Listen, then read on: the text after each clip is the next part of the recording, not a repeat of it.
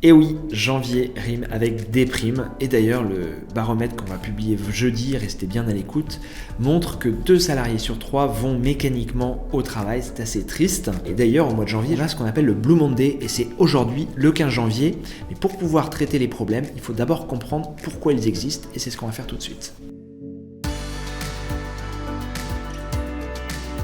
Alors pourquoi on parle de Blue Monday ? En fait, il y a plusieurs facteurs et c'est assez simple. Le premier des facteurs, c'est que déjà c'est un lundi. Et le lundi est déjà considéré comme étant le jour le moins motivant de la semaine par nos universitaires. Le deuxième facteur, c'est la météo. Il fait froid, les nuits arrivent tôt, les nuits sont longues et ça fait déjà quelques temps et on a encore quelques temps à passer comme ça. Donc on est à un pic météorologique de déprime. Le troisième facteur, c'est l'argent.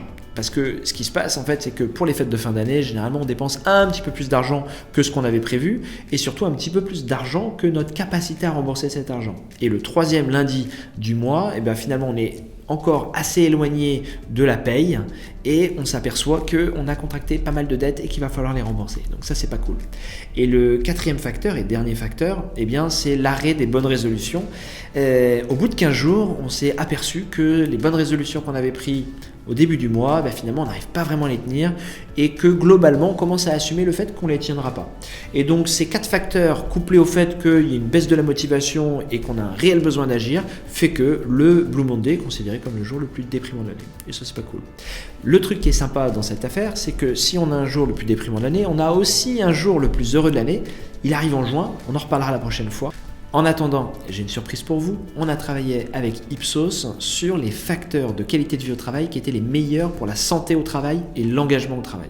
Et ça, on vous le communique jeudi, justement pour vous donner les clés pour prendre soin de vous, prendre soin de vos équipes, prendre soin de vos proches. D'ici là, prenez soin de vous, prenez soin de vos proches, prenez soin de vos collègues.